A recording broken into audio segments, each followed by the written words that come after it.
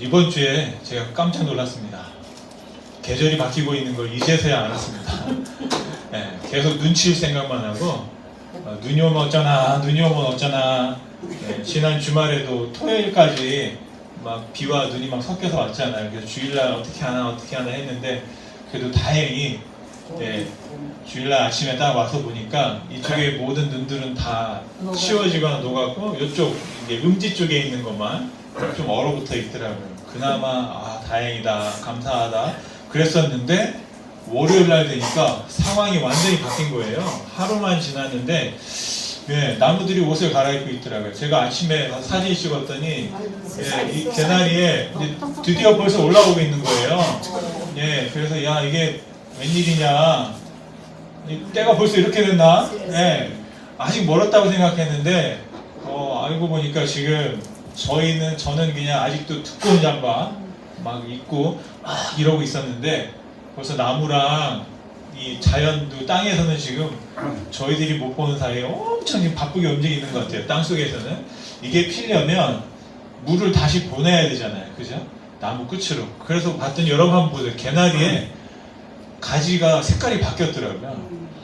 그 원래 이렇게 회색으로 그냥 강목처럼 되어 있었는데 끝에 가지가 연한 그 갈색으로 바뀌어 있더라고요. 거기에 이게 맺히는 걸 제가 보았습니다. 그러면서 이제 봄 준비해야 되는구나 라는 생각들을 다시 한번 하게 되는 이번 주였고요. 그러면서 제가 생각했던 건 오늘 말씀을 딱 보면 하나님께서 그런 비슷한 말씀을 하세요. 때가 되면 너희도 알 거야. 어떤 때가? 예수님께서 다시 오실 때가 되면 이 자연에 많은 징조가 일어나는 것처럼 세상에 많은 징조가 일어날 거다. 그렇게 말씀을 하셨습니다.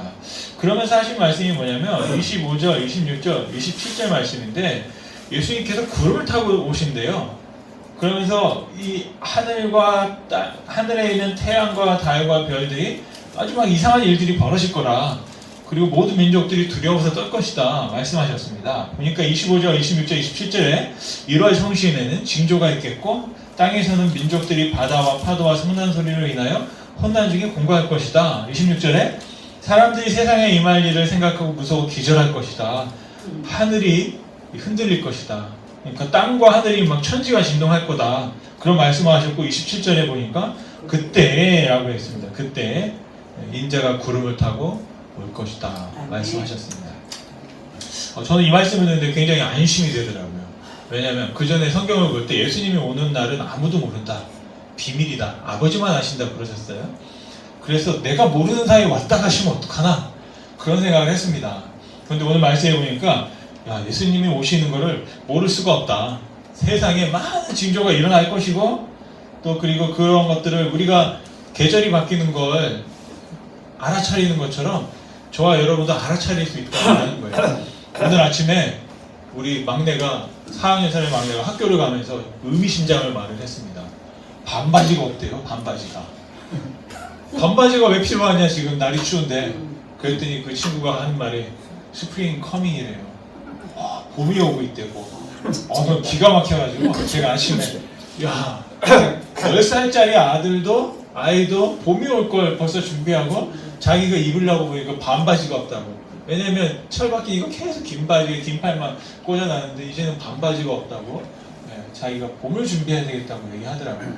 그런 걸 보면서 하나님께서 우리를 참 지혜롭게 만드셨구나. 걱정하지 않아도 되겠다. 때가 되면 다 알아차리겠구나. 그런 생각을 해봤습니다. 그런데 말씀을 보니까 마냥 안심할 수는 없더라고요. 예수님이 오시는 것을 우리가 때 되면 알겠지 하고 또 무시해서 넘어갈 일은 아니고 예수님의 말씀 오늘 쭉 읽어보니까 우리가 한 3가지 정도 생각해 볼 수가 있어요. 예수님이 오시는 것을 어떻게 우리가 기다려야 될까. 첫 번째는 머리를 들고 고개를 좀 들어야 되겠다라는 겁니다. 제가 어제 좀 잠을 잘 못 자가지고 여기가 좀 뻣뻣해요 지금. 아마 나중에 좀 이렇게 해야 될 것 같아요. 머리가 지금 보니까 이게 잘 안 들리기 시작하는데요. 약간 결려가지고 징조가 보이거든. 28절 말씀해 보니까 이런 일이 되기 시작하거든. 이게 뭐냐면 예수님이 오실 어떤 징조가 보이면 그때 어떻게 하라면 첫째, 일어나라. 둘째, 머리를 들어라. 근데 이렇게 머리가 담이 오면 못 들지. 큰일입니다. 그러니까 계속 풀어놔야 돼요. 머리를 들어라. 성장의 때가 가까웠다. 우리 구원의 날이 가까웠다. 그렇게 말씀하십니다. 첫째, 일어나야겠다라는 거죠. 오늘 여러분들 이곳에 오시기 위해서 일어나셨잖아요. 그죠? 실이다. 버떡이다. 시간을 보니까 9시다. 하고 왔는데 알고 보니까 10시였던 거죠. 그렇게 시간이 1시간 빨라져가지고. 또 보니까 보시는 눈이 있어요. 또 안정희 권사님은 들어오자마자 시계를 딱 보시더니 저 시계가 지금 안 바뀌어 있다. 보니까 특별한 은혜가 있어요. 제가 이분자 권사님 좀 피곤하셨을 것 같아. 저런 언니랑 사는 게 그냥 보고도 안 지나가. 자꾸 이거 해라 저거 해라 얼마나 시켰겠어요 어릴 때. 그러니까 나는 괜찮은데 사람이 참 그런 것 같아요. 저는 아무리 하고 있어도 그냥 내가 알아서 그냥 1시간 더해서 생각하면 되지 뭐. 그냥 그런 생각을 할 수 있는데 무던히 틀린 거 바뀌어냈네. 사람마다 얼마나 다른지 모르겠어요. 근데 여러분들 여기 오시기 전에 일어나셨잖아요. 그죠? 먼저 일어나는 게 이게 얼마나 축복인지 모릅니다. 저희 지금 교회 성도님 중에 임 집사님이 이제 계세요. 임 집사님이 누구지? 하시는 분 있어요. 임종성 집사님이라고 계시는데, 저기 이제 본인이 집사님으로 불러달라고 하시더라고요. 집사님이시고. 여기 이제 오시는 분 있죠? 네네네. 그래서, 누구신지 아시겠죠? 그분이 아침에 딱 일어나면 생각하는 게 뭐냐면, 교회 가야지, 이제. 매일. 아직 오늘 안 오신 거 보니까 아직 안 일어났어. 일어나시면 오세요. 왜냐하면 일어나면 일단 집을 떠나야 되겠다. 집을 벗어나야 되겠다. 그래서 일단 일어나면 뭔가를 해야 되겠다고 그러고 이제 집 밖을 나가는데 이제 무조건 일단 교회로 오세요. 오셔서 둘러보고 어제는 또 보니까 막 테이블하고 뭐 이렇게 거의 뭐 골동품 같은 그 의자 같은 거 몇 개를 딱 해놓고 문짝을 딱 해가지고 책상을 또 하나 만들어 놓으셨더라고. 그게 너무 헝한 것 같다고. 그러시면서 이제 그렇게 같이 이제 교회를 이렇게 둘러보고 하고 계시는데 중요한 게 보니까 일어나는 거더라고요. 살아있는 것도 일어나고 오늘 아침에도 또 권사님이 이렇게 걷다 보니까 땅에서 꽃이 피어올랐다는 거예요. 그것도 일어난 거거든요. 뚫고 일어나는 이 생명. 저와 여러분들 이 생명이 있는 것들은 항상 이렇게 일어나게 돼 있더라고요. 지금 보니까 저희 교회도 막 일어나는 것 같아요. 계속. 아까도 안정희 권사님 막 책상을 막 닦아가지고 지금 눈이 막 부셔요. 지금 환하게. 이러한 작은 움직임들이 뭐냐면 생명이 있고 일어나는 것들을 보이게 되는 거거든요. 제가 집에 있다 보면 가끔 그 뭐 화재 경보가 막 울립니다. 알람이 막 빵빵빵 울려요. 그럼 여러분 어떡하세요? 그런가 보다? 아니죠. 벌떡 일어나잖아요. 그죠? 경보가 울리면, 징자가 울리면 일단은 나가는 거죠. 나가서 이게 어디서 울리나 확인하게 돼 있는 거죠. 그게 바로 오늘 말씀해 보니까 첫 번째 해야 되는 게 이런 일이 일어나면 일어나야 된다. 그래서 우리가 하는 게 뭐냐면 민방위 훈련하는 것처럼 자꾸 일어나는 훈련을 하는 것 같아요. 우리가 주일이 되면 일어나야지. 수요일이 되면 일어나야지. 또 오늘 아침이 되면 일어나야지 하면서 주님이 오실 날이 언제인지 모르잖아요. 항상 오늘일 수 있기 때문에 항상 일어나서 오늘이 주님 오시는 날이지 생각하고 준비하는 그런 마음으로 우리가 주님의 오심을 기다리는 것이 우리에게 훈련이 좀 필요하겠다 생각을 했습니다. 그리고 예수님께서 하신 말씀이 뭐냐면 머리를 들어라 라고 하셨어요. 머리를 들어라. 고개를 들어라. 눈을 둘러봐라. 이게 참 중요하거든요. 여러분. 저와 여러분이 혹시 그럴 때가 있는지 모르겠어요. 고개를 항상 바닥만 보고 살던 데가 혹시 여러분 있는지 모르겠어요. 저는 그랬던 것 같아요. 학교 다닐 때 보면 별 기억이 없고요. 굉장히 좀 이렇게 소심한 사람이어가지고 뭘 했는지 기억이 없어요. 제가 그냥 항상 그냥 바닥만 보고 살았던 것 같아요. 땅바닥만 보고 이렇게 살았던 것 같아요. 땅바닥만 보고 살아요. 자신도 없고 삶이. 제가 부모님을 떠나서 혼자서 고모집하고 작은 집에 이렇게 얹혀서 쉽게 살았어요. 근데 솔직히 말하면 집에서보다는 환경이 더 좋았어요. 집에 저희 집 말씀드린 것처럼 막 부뚜막이 맨날 아침마다 장작 떼가지고 밥하고 하는 이런 아궁이 있는 집에 살다가 나중에 몇 년 지나니까 이제 방 하나를 개조해서 보일러 뭐 들어가 연탄 보일러 막 이런 거 넣고 그렇게 살았거든요. 근데 서울에 딱 갔더니 여기는 생활이 완전히 다른 거예요. 너무 편해요. 그냥 물보일러는 그냥 바닥에 다 들어오고 막 그러면서 먹는 것도 너무 잘 먹고. 그런데 저는 마음이 불편한 거죠.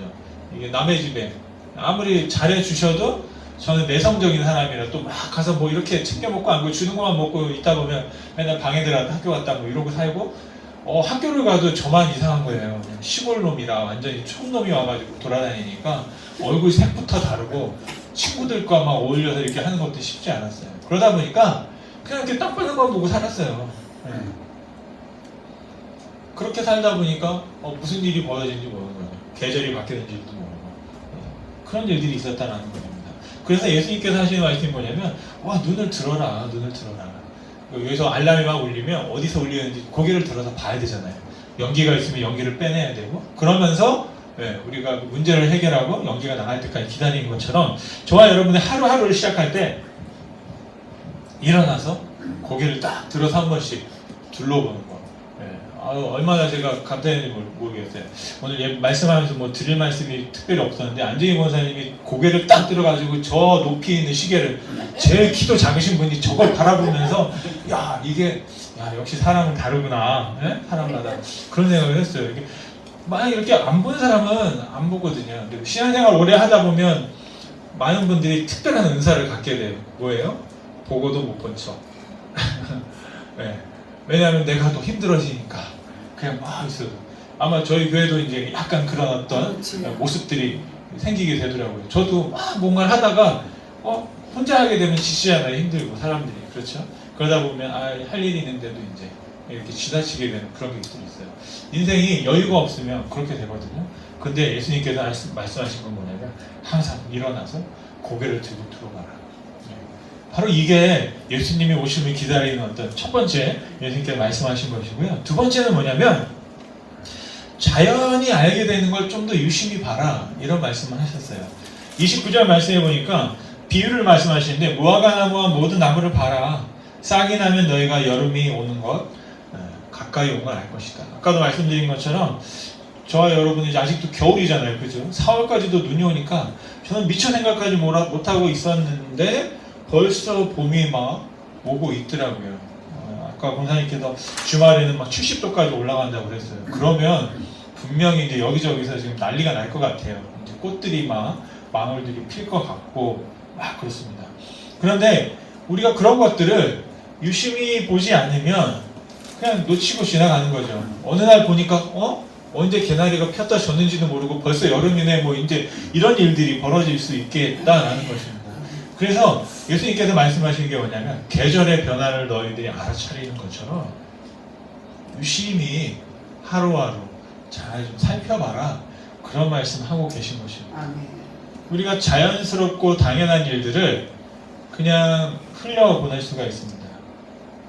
그런데 저는 살면서 깨달은 게 뭐냐면 우리가 당연하고 그냥 평범하고 아무 일 아닌 것 같은 그 안에도 놀라운 비밀들이 숨겨져 있는 걸 발견하게 되거든요. 시인들은 또 그런 걸 잘 발견하고, 그래서 평범한 이야기들을 통해서 그렇게 하는 거죠.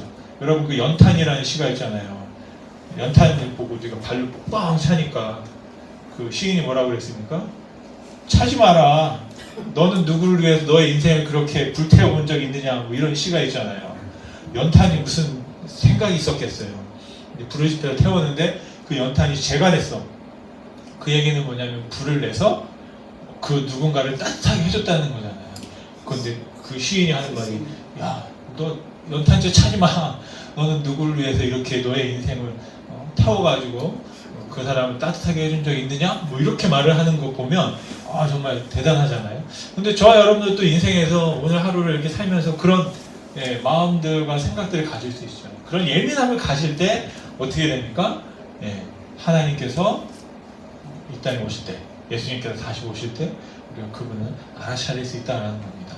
세 번째로는 말씀하신 게 뭐냐면 예수님이 오시기를 기다리는 사람들은 마음을 항상 예민하게, 둔하게 하지 말고 덫을 조심해야 된다 말씀하셨습니다. 34절 말씀에 보면 우리에게는 특별히 뭐 해당 사항이 없을 것 같지만 또 예외는 또 아니거든요. 사람이기 때문에 다 이런 마음들이 있습니다. 첫째 뭐라고 하시냐면 34절에 너희는 스스로 조심해라.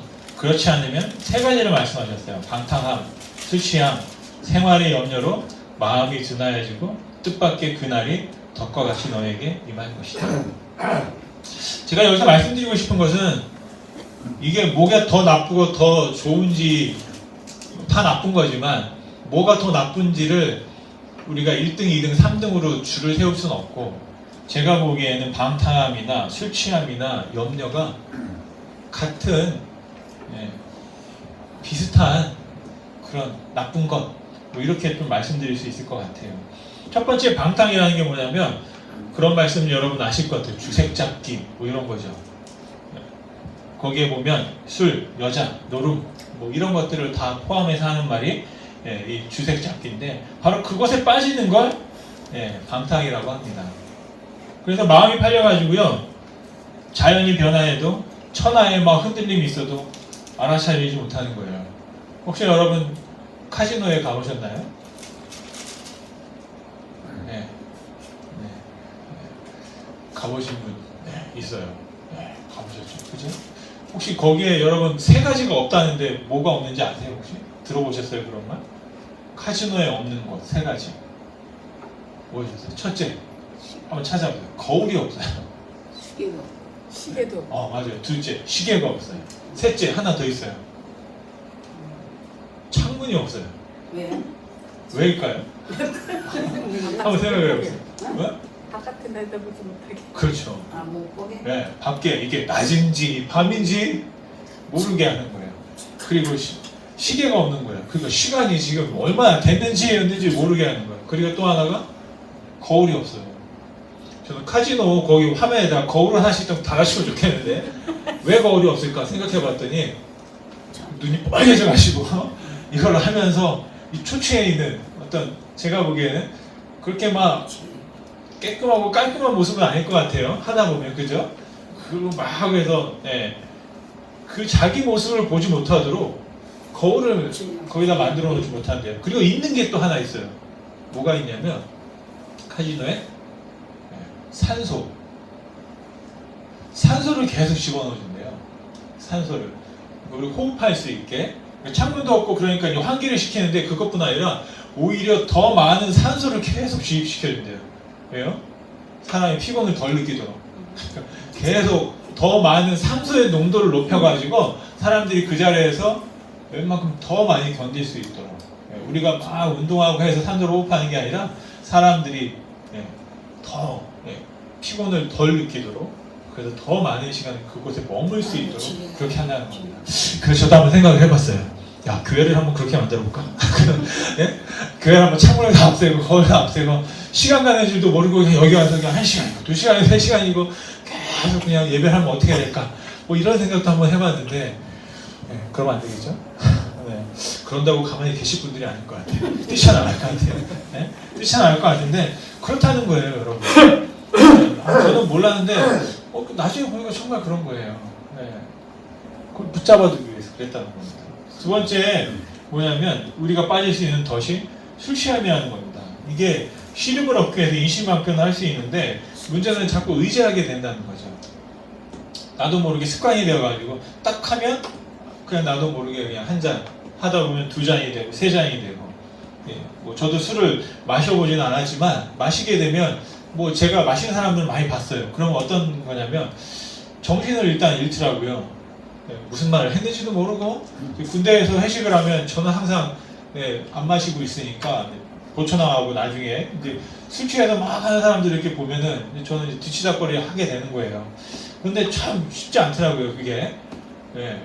왜냐면 정신이 없으니까 나도 정신이 없어야 돼. 나는 정신이 있으니까 그러려면 둘 다 없어야 돼 그냥. 그러면 좀 편해요. 근데 한 사람은 정신이 없고 한 사람은 정신이 있으니까 이게 너무 힘들더라고요, 저는. 뭐 친구들도 뭐 예전에 이제 보면 이제 그런 사람들이 이렇게 있으면 같이 괜히 불러내가지고 가서 보면 주사를 들어줘야 되면 너무 힘든 거예요. 그 나중에 보면 기억을 못해. 꼭 어쩌라고 저러고. 이제 뭐 그런 적이 있었는데 그 왜 그럴까 생각을 해봤어요. 처음에는 그냥 술이 없으면 술 생각이 나고 술이 취하면 또 술 생각이 나나 봐요. 그래서 그냥 계속 술 하다 보니까 몸을 가르지 못하고 정신을 잃어버리고 뭐 그런 어떤 일들이 벌어지더라고요. 왜 그럴까? 뭐 저도 정확히 모르겠는데 아마 뭔가 잃어버리고 싶은가 봐요. 정신을 차리면 살 수 없는 그런 삶이었는지도 모르겠어요. 그런데 그게 참 위험한 거다라는 것이죠. 세 번째는 뭐냐면 염려함의 덫에 빠질 수 있다. 이걸 조심하라고 말씀하셨습니다. 염려라는 건 뭐냐면 앞에 일어날 일들을 미리 걱정하는 거예요. 우리는 그런 게 필요하죠. 사람들에게는 두려움이 필요합니다. 왜냐하면 길을 가다가 갑자기 오싹할 때가 있어요. 누가 나를 이렇게 쫓아온다거나 뭔가 사람이 위험을 느끼는 게 있거든요. 이게 뭐냐면 두려움을 느끼는 겁니다. 이게 하나님이 우리 가운데 그런 센서를 만들어 주셔가지고 나를 보호할 수 있도록 그렇게 만들어 놓으셨어요. 그런데 그런 게 아니라 계속해서 그냥 염려에 빠져 있는 거예요. 혹시나 뭐 할까봐 걱정하는 거죠. 성경에 있는 말씀처럼 염려한다고 키가 1cm라도 1인치라도 자라느냐? 그러지 않는다라는 겁니다. 우리가 계속 염려만 하는 거예요. 염려만 하고. 문제는 염려만 하고 아무것도 안 하는 거죠. 시험이 다가오니까 염려만 해요. 공부는 안 하고. 그런 적 있잖아요. 그죠? 저도 이제 몸이 피곤하다 보면 그럴 때가 있어요. 설교를 하고 준비하다 보면 죄송한 말씀이지만 설교 준비해야 되는데 말씀을 봐야 되는데 그러면서 침대에 누워 있는 거야. 침대에 말씀을 봐야 되면 어떻게 해야 돼요? 말씀을 준비하고 앉아서 준비해야 되는데 말씀해야 되는데 설교해야 되는데 막 걱정만 하고 있어.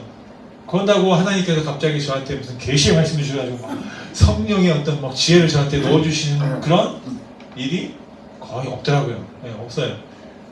그냥 할 때는 정말 내가 뭔가 하기 위해서 시작하고 뭔가 했어야 되는 거죠. 몸을 움직여야 되는 거죠. 건강을 엄청 걱정하는 분들이 맨날 아프면 안 되는데 걱정하면서도 몸이 안 좋고 계속 먹으면서도 걱정하는 거예요. 습관을 바꾸지 못하면서도 계속 걱정만 하면 아무 일도 벌어지지 않는다는 거죠. 예수님께서 말씀하셨던 건 뭐냐면 우리에게 예수님이 어느 날 갑자기 오신다는 거예요. 그런데 우리가 다른 곳에 정신이 팔려있고 방탕함으로 술 취함으로 내가 정신을 잃고 있고 그 다음에 염려함으로 아무런 대비도 못하고 그냥 이렇게 있으면 예수님이 오셨을 때 우리가 아까 말씀드린 것처럼 어떻게 해요? 벌떡 일어나서 고개를 들고 주님 앞에 설 수가 없다라는 사실입니다. 그래서 이제 우리에게 예수님께서 말씀하신 말씀이 뭐냐면 권면하시는 게 항상 기도하고 깨어 있어라. 항상 깨어 있어라. 그렇게 말씀하셨습니다. 36절 말씀인데요. 같이 한번 읽어볼까요? 36절입니다. 시작. 이러므로 너희는 장차 올 이 모든 일을 능히 피하고 인자 앞에 서도록 항상 기도하며 깨어 있으라. 아멘. 하시니라. 아멘. 여기서 깨어 있다는 말이 뭐냐면 경계한다는 겁니다. 적군을 경계하는 거예요. 저도 군에서 그 철책에 있었거든요. 북한 군하고 이제 이렇게 마주보면서 거기에서 경계를 합니다. 아침, 낮에도 하고 밤에도 하고 24시간 경계를 하는 겁니다. 계속 이제 쳐다보는 거예요. 누가 혹시 넘어오나, 누가 어디 뭐 일이 있나, 이제 이런 일들을 하는 겁니다. 그래서 예수님께서 말씀하신 게 뭐냐면 기도해라 항상. 그리고 둘째로 항상 깨어 있어라 라고 하셨습니다. 그러면서 지키라고 했는데 경계하라고 했는데 우리는 경계할 때 적군을 경계하잖아요. 그죠? 근데 제가 말씀을 보면서 깨달았던 건 뭐냐면 적이 멀리 있지 않더라. 우리는 적을 밖에서 찾으려고 해. 근데 가까이 있더라. 옆에 있는 장로님이 적이 아니라 더 가까이 있어. 더 가까이. 제가 보니까 그 적이 어디 있느냐 근데 그 안에 있더라고요. 가장 큰 적은 내 마음 안에 있는 걸 제가 발견했습니다. 정말 내 마음이 누가 지킬 수 있을까요? 내 마음은 다른 사람이 지켜줄 수 없더라고요. 우리 아이들의 마음도 부모가 지켜줄 수 없습니다. 아이들이 결국엔 지켜야 돼요. 처음에는 우리가 좋은 것들 뭐 태교한다고 막 하고 하지만 그 아이들의 마음을 진짜 지킬 수 있는 것은 아이들인 것이죠. 성도님들도 마찬가지예요. 성도님들의 마음을 지킬 수 있는 것 우리가 기도도 하고 우리가 같이 도와주고 막 할 수 있지만 결국에는 자기가 지켜야 되는 거죠. 상담할 때 보면 그 상담자들은 내담자에게 이야기를 계속 듣습니다. 그냥 왜냐하면 그 상담하는 분의 그 내담자의 이야기를 그 마음을 우리가 어떻게 바꿔줄 수 있고 뭐 변화시킬 수가 없어요. 그냥 마음을 고쳐먹는 건 그 사람이 해야 되는 거죠. 그래서 여러분 잘 아시는 잠언 4장 23절 말씀에 보면 모든 지킬 만한 것 중에 더욱 내 마음을 지켜라. 생명의 근원이 여기서 나온다. 어디에서? 마음에서 나온다. 라고 했습니다. 여러분 마음을 지키셔야 돼요. 내 마음을 지켜야 또 다른 사람의 마음을 내가 살펴줄 수가 있습니다. 내 마음에 여유가 있어야 삶에 여유가 있어야 다른 사람의 삶을 우리가 터치해 줄 수가 있는 거고 바로 그런 은혜가 여러분 있길 바라고요. 그렇다면 우리가 어떻게 우리 마음을 지킬 것인가 라고 했을 때 가장 좋은 방법이 하나님께서 말씀하신 게 뭐냐면 말씀을 지키는 것입니다. 우리가 말씀을 내 안에 중심에 두면 그 말씀이 우리를 지키는 아주 좋은 재료가 된다는 것이죠. 신명기 4장 9절 말씀해 보니까 오직 너는 스스로 상관하면 내 마음을 힘써 지키라. 그리하면 내가 눈으로 본 그 일을 잃어버리지 말고 내가 생존하는 날 동안에 그 일이 내 마음에 떠나지 않도록 조심하라. 너는 그 일들을 내 아들들과 내 자손들에게 알게 하라 라고 했습니다. 여러분, 말씀을 지키는 방법이 뭔가 했더니요, 다른 사람에게 그 말씀을 전하는 거예요. 제가 요즘에 이제 배우고 여러분들에게도 나누고 싶은 것들이 바로 그겁니다. 우리는요, 말씀을 열심히 읽습니다. 그리고 또 열심히 봅니다. 근데 보기만 하면, 그것도 좋은데 더 좋은 게 있더라고요. 들은 말씀을 나누는 거예요. 전하는 거예요. 친구들 중에 공부 잘하는 친구들이 있어요. 어떤 친구랑 쉬는 시간에 친구들이 가서 물어봐. 이거 어떻게 하는 거야? 라고 물어보면 이 친구는 그걸 자기도 잘 모르는데 설명하다 보니까 알아. 그러면서 자기가 공부가 돼요. 이렇게 친구들이 물어보는 걸 대답해주고 말해주다 보니까 이 친구가 더 공부를 잘하더라고요. 그러니까 여러분, 그 친구보다 더 공부를 잘하고 싶으면 절대 물어보면 안 돼요. 아닌가? 이거 너무 마음이 나쁜가요? 내가 자꾸 물어보면 그 친구가 너무 공부를 잘한다니까요. 여러분, 성적을 내가 저 사람보다 더 많이 받으려면 물어보면 안 되는 거예요. 여러분 이해를 못 하시는구나. 그죠? 나는 그런 생각을 여러분 전에 해본 적이 없죠? 저는 마음이 나빠가지고 그런 생각도 한번 해본 거예요. 내가 공부를 더 잘해야 되면 저 사람에게 좋은 일을 시키면 안 되잖아요. 그러니까 나만 해야지. 재미있는 거, 그런다고 또 내가 더 잘하는 것도 아니고요. 근데 성경을 보니까 그런 것 같아요. 그래서 말씀을 제가 설교하고 말씀을 자꾸 이렇게 전하는 이유, 이제 목회자로서 이제 갖는 특권 중에 하나 유익이 뭐냐면, 내가 말씀을 전하면서 내가 더 많이 그 말씀을 접하게 되거든요. 그러니까 여러분들도 그런 것 같아요. 자녀들이 오면 다른 얘기 하지 말고 말씀 얘기 자꾸 하고, 또 뭐 오늘 뭐 이런 얘기 했더라. 저는 우리 교회가 그런 어떤 은혜가 있었으면 좋겠어요. 어떤 은혜가? 이건 저만의 욕심일 수도 있지만 주일날 예배 끝나고 가면 오늘 뭐 이런 말씀이 있었는데 그 말씀이 좋든 나쁘든 그거는 이제 여러분들 해석하는 거예요. 그래서 상관이 없어요. 좀 이상하더라. 그런 말도 좋아. 저는 무슨 말을 했는데 나는 좀 이상하더라. 그런 말도 좋고, 아니 뭐 했는데 그거 좀 내가 생각했던 것과 또 같더라. 뭐 그런 말도 좋고, 아니면 내가 몰랐던 건데 알게 됐더라. 어떤 이런 이야기들이 저는 교회에서 많이 있었으면 좋겠어요. 왜냐하면 우리가 신앙을 하다 보면 그런 말들보다는 다른 말들 할 때가 많잖아요. 그죠? 제가 많이 듣는 게 뭐냐면 갔더니 뭐 누가 뭐 아는 체를 안 하더라. 했더니 몇 번을 뭐 지나쳤는데 모른 척 하더라. 뭐 이런 거 이제 우리가 자꾸 생각할 수 있잖아요. 제가 많은 분들한테 그런 상처를 줬어요. 그러니까 저는 이제 목회자로 일하면서 자꾸 이제 저도 이제 새로운 분들 보면 굉장히 불편하거든요. 저는 그게 이제 목회자로서 이게 합당한지 모르겠어요. 새로운 분을 보면 오셨어요, 반갑습니다 해야 되는데 저는 괜히 낯을 가려가지고 불편한 거예요. 혹시 또 많이 걸었다가 또 이상하다고 하실까봐. 그러니까 저는 머뭇거리게 되거든요. 그러니까 근데 저는 그런 걸 잘하는 분이 너무 저는 은사가 있고 감사해서 저도 한번 해봤어요. 근데 너무 가식적인 거야 내가. 그래서 나같지가 않아. 노력은 해봤는데 쉽진 않더라고요. 그러니까 저도 낯을 가리니까 사람들이 이렇게 새로운 분들이 오면 주변을 이렇게 맴돌면서 말을 못하는 거야. 그런 일들이 있었거든요. 그러다 보니까 사람들이 어떤 생각하냐면 좀 이상하다, 나를 싫어하나? 뭐 이제 이런 생각들을 하게 되는 것 같아요. 그러니까 교회 오면 끝나고 갈 때 그런 것들이 너무 커지는 거예요. 그리고 실제적으로 우리가 정말 예배 가운데 받았다, 너무 예배하면서 이런 은혜를 받았다, 예배 가운데 어떤 말씀을 듣는데 그 구절이 나한테 굉장히 좋았다, 뭐 이런 이야기들이 저는 우리 교회 가운데 많이 있었으면 좋겠어요. 그래서 오늘 여러분 오신 분들 한번 도전을 한번 해보시기 바랍니다. 다음 주 주일날 예배 끝나고 집에 갈 때 다른 얘기가 아니라 오늘 이 말씀 가운데 이 구절이 나는 괜찮았어, 너는 어땠어, 뭐 어떤 이런 이야기들 우리가 자꾸 있었으면 좋겠어요. 이게 왜 좋으냐면 내 자랑을 하는 게 아니라 그런 말을 할 때 아까 말씀드린 것처럼 누가요? 내가 가장 은혜를 받아요. 그리고 내가 다시 배우게 됩니다. 그래서 저도 다른 사람이 듣지 않든 자꾸 말하게 되는 거예요. 사람들을 만나면 자꾸 이야기를 하게 됩니다. 그 이야기를 하다 보면 그 말씀을 자꾸 이야기하다 보면 그 말씀을 제가 더 듣게 되고 그 말씀에 내가 붙잡혀서 살게 되는 것들을 경험하게 되는 것입니다. 그래서 여러분들에게도 도전입니다. 바로 그런 일을 하는 거예요. 어떤 말이 필요할 때 오늘 말씀을 들어야 되겠다. 말씀 들어야 되겠다. 오늘 하나님 말씀 속에서 예수님이 그러셨어. 일어나서 고개를 들라고 했다. 그러니까 고개 운동을 열심히 해야지.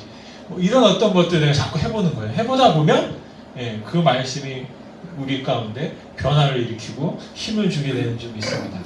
여러분, 바로 오늘 신명기 4장 9절에도 뭐라고 되어 있냐면 내 아들들과 손자들에게 말해라. 무엇을? 하나님께서 우리에게 하신 그 일들을 말해라. 애굽에서 구원해내고 우리를 구원하셔서 가나안까지 이끄셨다는 그 놀라운 이야기들을 계속 아이들에게 말해라. 우리가 말할 건 뭐냐면 하나님이 나에게 이렇게 은혜를 베푸셨다. 그 은혜를 우리가 말하는 것입니다. 오늘 내가 이런 은혜를 말씀을 통해서 받았다. 그것을 자꾸 말하는 것이죠. 왜 말한다고요? 그 말을 할 때 내가 그 말씀 가운데 머물러 있게 되고 내 마음을 내가 지키는 겁니다. 근데 내가 만약에 내 눈을 다른 데 두게 되고 다른 사람에게 다른 사람이 나한테 이렇게 하는 것 같아. 누가 뭐 어떤 것 같아 라고 하는 그런 일들을 자꾸 하다 보면 뭐가 되냐면 내 마음을 돌볼 수가 없는 거예요. 잃어버리게 되는 거죠. 바로 그 이야기를 오늘 하고 계십니다. 그래서 여러분, 마지막 말씀을 제가 드리고 싶은 건 예수님이 언제 오시냐 제가 알려드릴게요. 정확한 겁니다. 이거는 다른 사람한테 절대 말씀하지 마세요. 우리끼리만 하는 얘기예요. 왜냐하면 다른 사람이 알면 저를 이단이라고 할 거기 때문에. 언제 오시느냐? 오늘 오십니다. 오늘이에요. 오늘이. 맞아요. 항상 오늘 오세요. 항상. 제가 그걸 어떻게 깨달았냐면 우리는 내일을 살 수가 없어요. 내일을 끌어다가 오늘 살 수가 없고, 그리고 우리는 어제를 붙잡아 놓고 살 수도 없어. 그러니까 우리는 항상 오늘만 살고 있더라고요. 그래서 예수님이 언제 오시냐? 내일 오시지 않고 지금 오늘 그거 오시는 거죠. 그러니까 우리는 항상 어떻게 해요? 오늘이 주님 오시는 날이에요. 그래서 잘 보면 우리가 참 재미있는 게, 시간이라는 게 재미있는 게, 우리는 뭐 낮이 바뀌고 해가 바뀌고 뭐 지금이 뭐 10시고 밤이 되고 하잖아요. 여러분, 이게 우리가 이렇게 구분을 해놨지만 참 어떻게 설명드릴 수가 없지만 어떻게 보면 시간이 없는 거거든요. 그냥 시간은 그냥 지금밖에 없어요. 그냥 우리가 이렇게 구분해 놓으려고 한 거지. 우리가 언제가 생일이다, 생일이 다시 오지 않잖아요. 이미 다 지났었던 거고, 우리는 태어나서 지금 있는 거고. 그러다 보니까 우리가 주님이 언제 오시는지 하나님의 시간으로 우리가 생각을 해보면 우리가 생각하는 24시간과는 전혀 다른 개념이거든요. 하나님의 시간은. 그냥 하나님의 시간은 쉽게 말하면 그냥 없다고 생각해도 되는 거죠. 시간이 없어. 우리는 시간을 누가 만들었냐면 우리가 만든 거죠. 우리가 삶의 편의를 위해서 만든 거고, 하나님께는 어떻게 보면 천년이든 만년이든 다 의미가 없는 거예요. 그냥 시간이 우리가 계산하는 그런 시간이 필요가 없어요. 하나님께는. 그러다 보니까 우리도 마찬가지입니다. 저와 여러분은 그냥 오늘 지금을 계속 살아가고 계시는 거고, 그러면 절대 말씀하지 마세요. 예수님이 언제 오시느냐. 이거 잘못 말하면 우리가 이단 소리 듣기 때문에. 근데 예수님은 항상 오늘 우리가 살아있다면 그 시간에 오신다. 그래서 오늘 저와 여러분들이 깨어 계시잖아요. 그죠? 얼마나 축복인지 모릅니다. 그래서 저와 여러분들 오늘 기도하셨습니다. 바로 그렇게 저와 여러분 하나님 앞에 서는 이 모습 그대로 우리가 예수님 오시는 날, 바로 오늘 저와 여러분들이 서게 되시기를 간절히 축원드립니다. 기도 드리시겠습니다. 하나님의 나라가 가까이 왔다고 하신 예수님의 말씀을 오늘 하나님 우리 마음에 다시 한번 중심에 심겨지게 하심을 감사드립니다. 늘 항상 기도하고 항상 깨어있어 주님이 오실 날을 주목하라고 하신 말씀처럼, 하나님 우리가 지혜를 얻고 또 우리 가운데 하나님의 놀라우신 말씀을 우리가 품을 통해서 주님이 오셨을 때 당당하게 설 수 있게 하여 주옵소서. 방탕하며 술 취하며 생활의 염려 가운데서 우리의 마음을 지켜주시고, 정말로 없어질 것들에 마음을 두지 말고 영원하신 하나님 앞에, 하나님의 말씀 앞에 설 수 있도록 축복하여 주시옵소서. 아멘. 예수님의 이름으로 기도드렸습니다. 아멘. 우리 주